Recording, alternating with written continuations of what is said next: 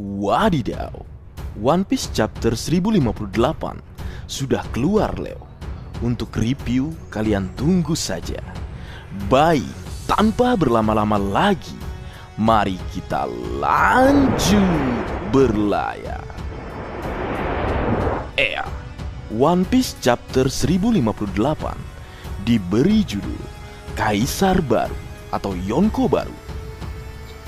Dimulai dengan cover story Germa Double Six dengan judul Eksekusi Tanpa Emosi volume ke-17, bahwa aku bersamamu, ayo tinggalkan tempat ini. Mungkin yang dimaksud di sini Kaisar Klon ingin meminta para Germa atau Vinsmoke bersaudara untuk membawanya pergi dari Whole Cake Island. Chapter kali ini dimulai di Thousand Sunny. Nami memberitahu Luffy atas apa yang dia lakukan ketika mereka meninggalkan negeri Wano Kuni. Luffy yang dikurung di dalam sangkar dengan wajah penuh tonjolan dan luka diperkenalkan dengan gelar salah satu dari 4 kaisar lautan atau Yonko. Yonko diperkenalkan babak belur Leo. Luffy meminta maaf kepada Nami, tetapi dia masih marah. Nami mengatakan kepadanya bahwa ada batas kebodohannya dan kali ini dia telah melampauinya. Kemudian Jinbe mencoba meredakan ketegangan dengan mengatakan bahwa semua orang baik-baik saja, jadi itu bukan masalah besar. Nami kemudian menjawabnya dengan marah, "Berhenti memanjakannya Jinbe." Jinbe kaget. Kita bisa melihat warna haki tertinggi. Nami mengeluarkan haki raja. Chopper memperingatkan Jinbe bahwa dia tidak boleh mendekati Nami saat dia marah. Yap, jangan mendekati Nami ketika dia marah. Yonko boleh saja Luffy, kapten boleh saja Luffy, tapi kapten di atas kapten adalah Nami. Buktinya saja sang Yonko babak belur. Kemudian kita bisa melihat Franky bangga dengan Sunny karena meski jatuh dari ketinggian, dia hanya rusak sedikit. Newsco atau pembawa berita memberikan koran kepada Nico Robin yang memberitahu semua orang bahwa hadiah atau harga buruan baru mereka sudah tiba. Sanji berlari dengan bersemangat ke arah Nico Robin, tapi dia tersandung dan poster-poster buruan terbang melintasi kapal. Kemudian narator menyajikan bounty baru dari Kaisar Laut atau Yonko Baru, Luffy, si topi jerami, dan 9 komandannya. Widih, 9 komandan. Dinyatakan sebagai 9 komandan Leo. Yang pertama, Dr. Tony Chopper, pecinta permen kapas. Apa? Pet, binatang peliharaan dengan bounty 1000 berry. Dan Chopper berteriak, "Apa? Itu meningkat, tapi itu kecil Chopper." Kemudian yang kedua, Navigator, Nami, kucing pencuri, bounty 366 juta berry. Nami kemudian berteriak, "Ratusan juta, aku menginginkannya." Kemudian yang ketiga, pemusik, Soul King Brook, bounty 383 juta berry. Dan Brook berkata, "Yohoho, yeah." Dan yang keempat, pembuat kapal, Cyborg Franky, bounty 394 juta berry. Franky sangat kesal karena Angkatan Laut mengubah fotonya di poster buruan menjadi gambar kepala boneka Thousand Sunny. Kemudian penembak jitu, God Usopp, bounty 500 juta berry. Widih, God Usopp. Usopp berteriak, "Cukup, tolong jangan bertambah lagi." Kemudian berlanjut ada arkeolog, anak iblis, Nico Robin, bounty 930 juta berry. Robin memberi Chopper permen kapas. Berlanjut, Koki, Sanji si kaki hitam, bounty 1.032 juta berry. Kemudian Sanji terbaring di tanah, marah saat dia membandingkan hadiahnya dengan Zoro dan Jinbe. Kemudian berlanjut, Jurumudi, Jinbe sang kesatria lautan, bounty 1.100.000 juta berry. Jinbe bertanya pada Sanji ada apa yang sedang terjadi. Kemudian berlanjut, pendekar pedang, Roro Noa Zoro, pemburu bajak laut dengan bounty 1.100.100.100 berry. Roronoa-Zoro berkata, lupakan dia Jinbe, jangan buang-buang waktumu dengan nomor 4.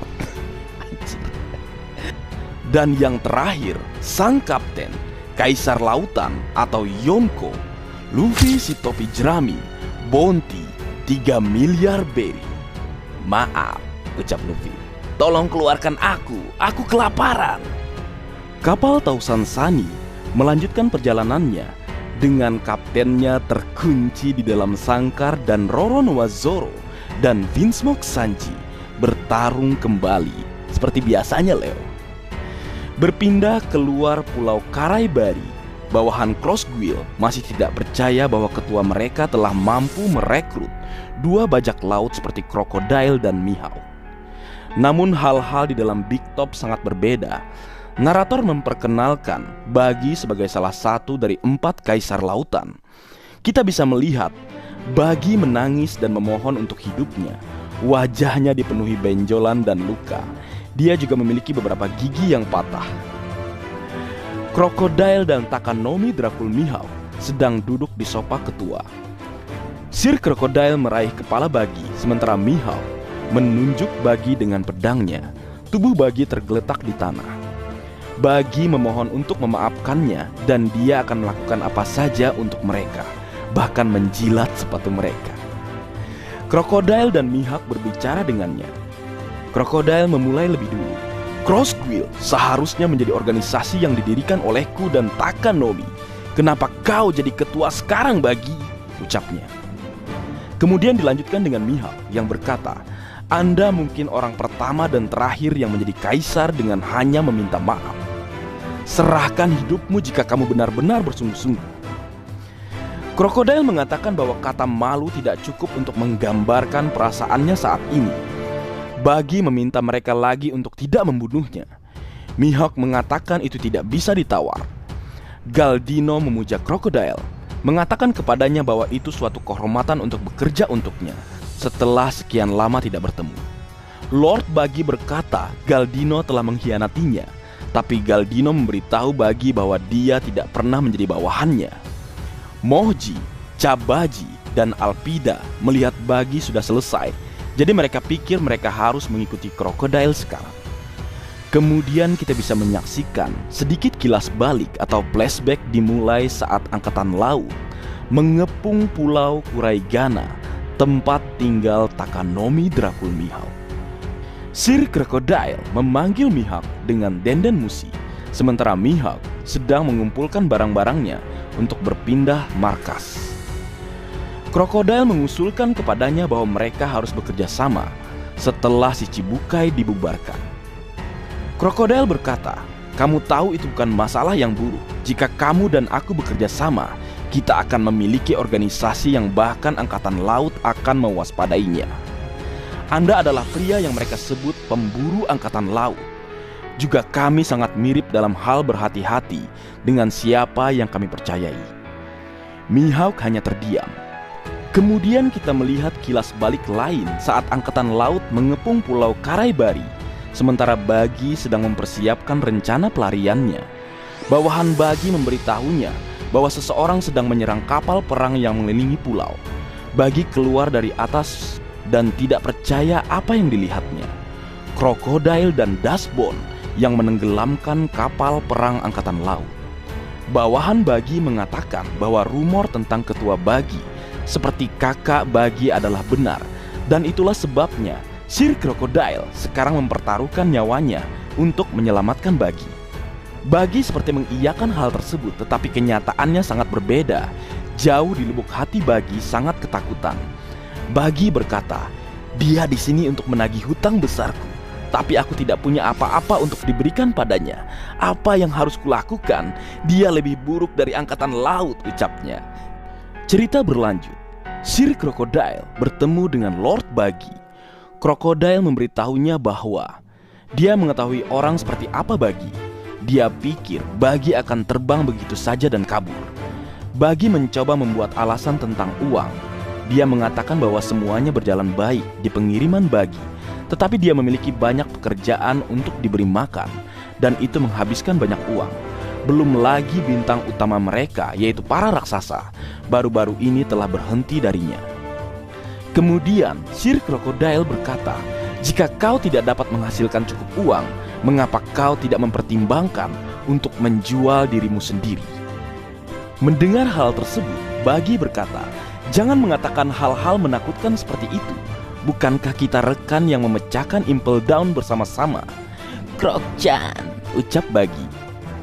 Sementara Crocodile berkata, "Kalau begitu, bayar kembali uang yang kupinjamkan untuk persahabatan itu. Jika tidak, aku harus mengurus masalah ini sendiri. Aku membutuhkan semua uang itu untuk mendirikan perusahaan baru."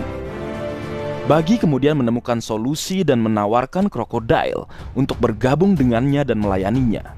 Buggy mengatakan bahwa dia memiliki semua yang dibutuhkan Sir Crocodile di perusahaannya untuk membuat organisasi Crocodile berjalan lebih cepat, dan Crocodile bisa menggunakan semuanya secara gratis. Buggy juga akan membayar hutangnya dengan pekerjaannya. Ngeri juga nih, Raja Nego ternyata Lord Buggy. Kembali ke cerita ke masa saat ini, Sir Crocodile menatap Lord Buggy dengan sangat marah saat dia mengangkat poster Cross Guild dengan menggunakan kailnya, atau tangannya seperti kail ya. Crocodile berkata, "Dan setelah semua yang kita bicarakan, ini adalah poster yang kau sebarkan ke seluruh dunia. Kau terlihat seperti seseorang yang penting di dalamnya, Tuan Ketua," ucap Crocodile.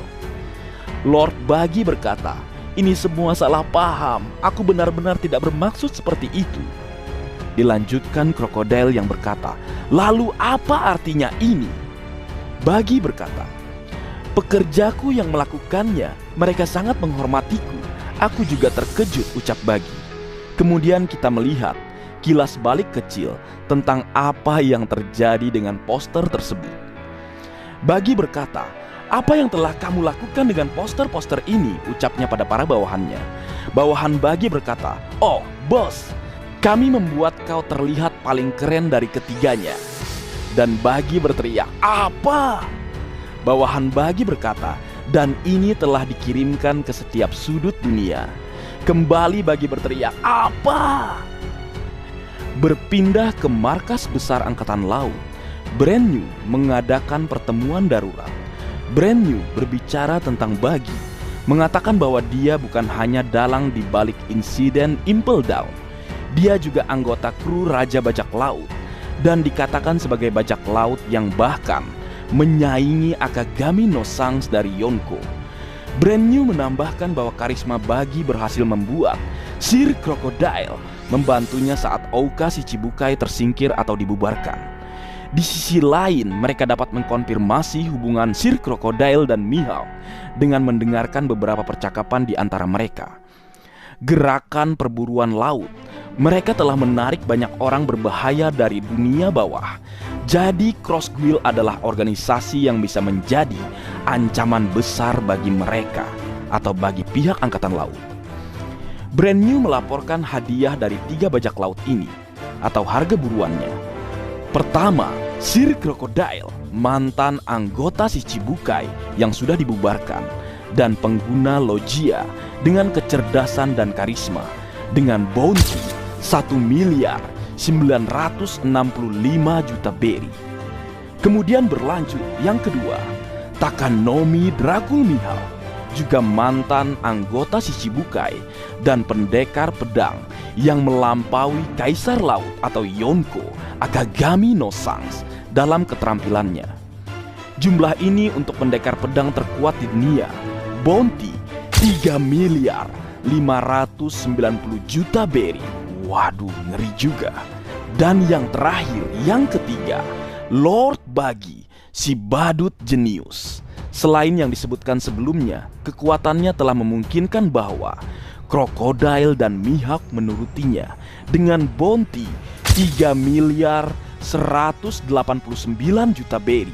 Diakui sebagai kaisar baru atau Yonko baru bersama dengan Luffy si topi jerami. Pemerintah dunia telah mencapnya sebagai faktor berbahaya yang harus diwaspadai.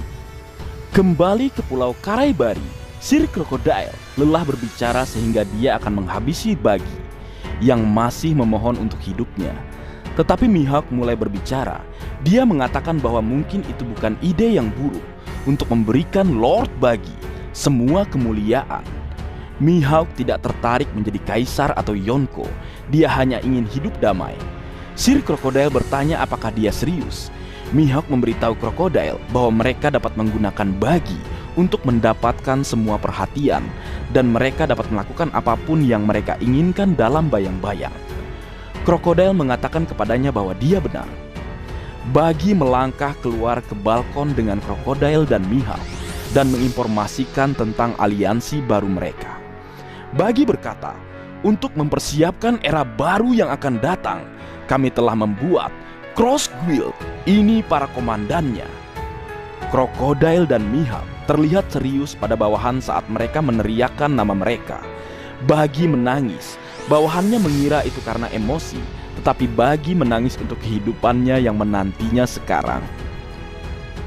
Berpindah ke Kamabaka Queendom, para pemimpin tentara revolusioner telah kembali dengan selamat. Sabo tidak bersama mereka, tetapi mereka memberitahu Koala bahwa dia baik-baik saja. Karasu mengatakan bahwa tentang insiden yang terjadi setelah mereka berpisah, dia memilih untuk percaya pada Sabo. Koala mendekati Dragon yang mengatakan bahwa jika Sabo benar-benar membunuh Raja Cobra, dia tidak akan memaafkannya, tidak peduli apa alasan dibalik itu. Dragon ada di depan Kuma dan berbicara dengannya. Katakan padaku, Kuma, apa yang kau lihat? Kuma berkata, terserah Anda, tuanku. Sepertinya Kuma masih bertingkah seperti budak. Tiba-tiba Denden Mushi berdering. Markas Angkatan Laut mencegah panggilan ke Kamabaka Queendom. Mereka mengatakan itu mungkin Kaisar Api, sehingga mereka mulai merekamnya. Koala mengambil Denden Mushi. Koala berkata, diam, tolong, hai, ini Koala. Dan melalui Denden Mushi, suara terdengar, ini aku, Sabo. Widih, Kaisar Api, Sabo. Kita akan melihat bagaimana pergerakannya dan pergerakan pasukan revolusioner dengan apa yang terjadi pada dunia One Piece saat ini. Ini sangat menarik, Leo. Menuju babak akhir, final saga dari cerita yang kita cintai, One Piece. Akhir chapter, minggu depan libur. Baik, mungkin segitu dulu yang bisa aku bagi bersama kalian, Leo. Semoga kalian terhibur dengan apa yang aku buat dalam kesempatan kali ini. Terakhir, jika ada hal yang menurut kalian kurang pas atau kurang tepat, Marga Anime memohon maaf yang sebesar-besarnya. Sekian.